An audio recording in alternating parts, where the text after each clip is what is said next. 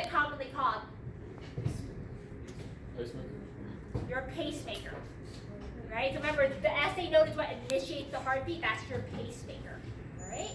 So what it does is it sends out action potential. Remember those action potentials called depolarization. You guys remember where is the sinoatrial node located in your heart? Which chamber? The atria, right? The right atria. So you get your action potential. That's going to depolarize, right, your atria. And those action potentials in your atria, remember, cause your atria to contract. Right? So your atria contract.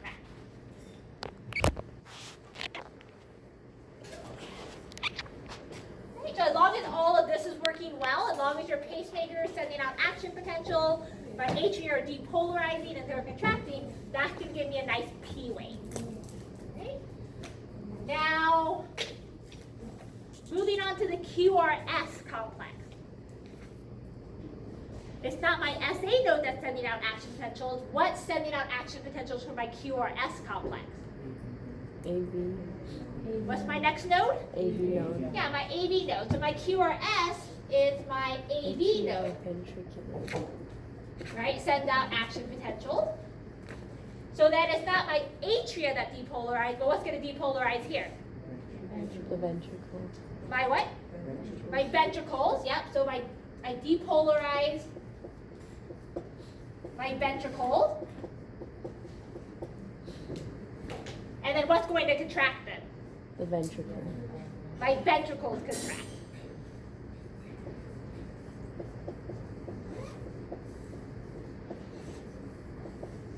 Sorry, this is getting a little hard to read. Okay. And then I finally make it to the T wave. Is anything contracting in my T wave? No. Now, what's happening in my T wave? Relaxing. And I'm in repolarizing. relaxation, right? Remember, my heart is now repolarizing, going back to relaxation, so nothing's contracting. So this is repolarizing.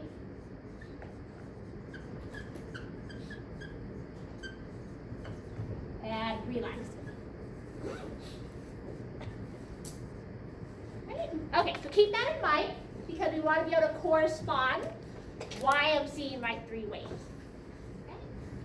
All right, so our goal is to hook ourselves up to electrodes today and measure your EKG, and hopefully you guys should be seeing those three waves for every heartbeat.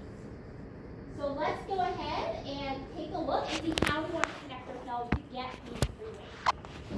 So what I went through with you guys, just a little introduction on page 67, talking about the three waves. Little review of the three waves. And if we go down to Lab 11A, page 72.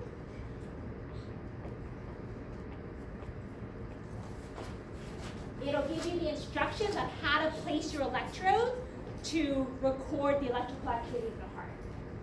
So, Bless you. this is basically your setup right here. So you've got your three electrodes. What you want to do is put the green, put a tab right here, attach the green. Tab right down here by your wrist, attach the black, which is your ground. And then on the other side, on the left, attach a tab and attach the red. Right? So by doing this, the way the electrical activity is going from your heart and throughout your body, this is a good setup to pick up the electrical activity from your heart. We won't get into the details of why this works, but just again, this is our setup to start off with. Okay, so once you hook yourselves up like this, you're going to use the same setup that you guys use for recording your muscle activity. You'll go ahead and you'll push play, right, on your screen, and then you'll start to see the EKG.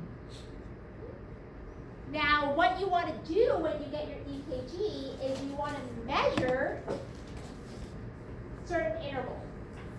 One, you want to make sure you see all three waves, right? That's the first check. The second thing is you're now going to measure the length of interval.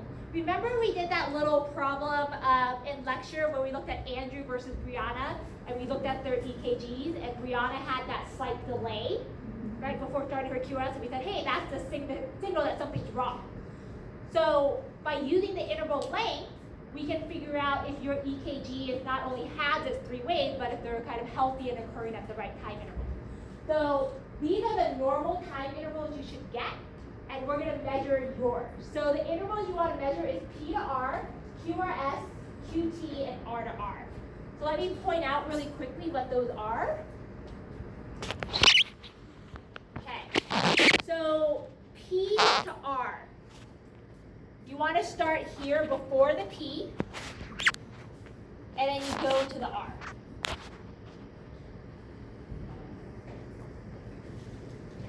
All right, so that's your P to R. Healthy person should be about 0.12 to 0.2 seconds. QRS. Start at the Q and go to the S. All right, so this right here is QRS. That should be pretty short. Notice it should be less than 0.12 seconds. Q to T. Start at the Q and go all the way to the end of the T. So Q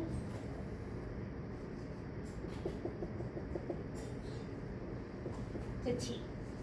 All right? And again, that should be from about 0.3 to 0.4 seconds. And then the last one is R to R. So that you just go from the peak of one R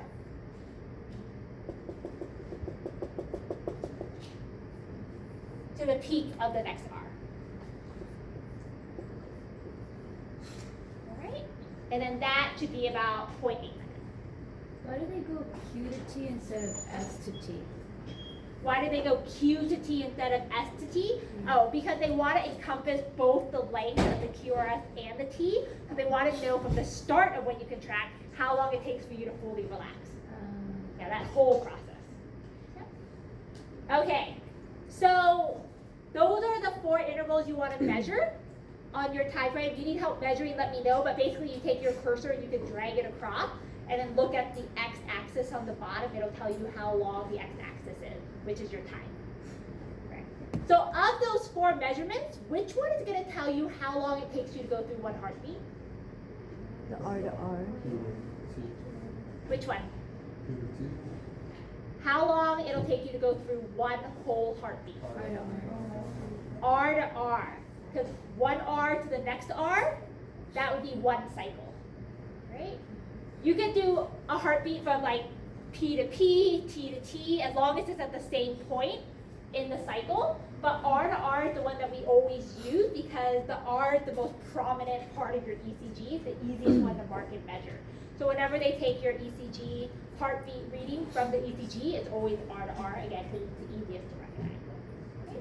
So knowing that, you're going to use the R to R to help you answer some questions.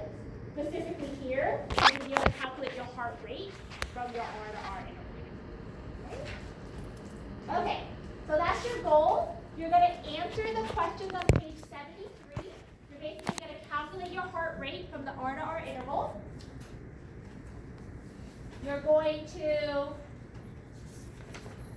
figure out if your results are within the normal healthy range. If any of them are not, you might try to describe why they're not. One thing that's in the instructions that I want you guys to skip, just in the interest of time, is don't do step number 10 in the method. Step 10 is asking you guys to switch the electrodes and look at the reverse.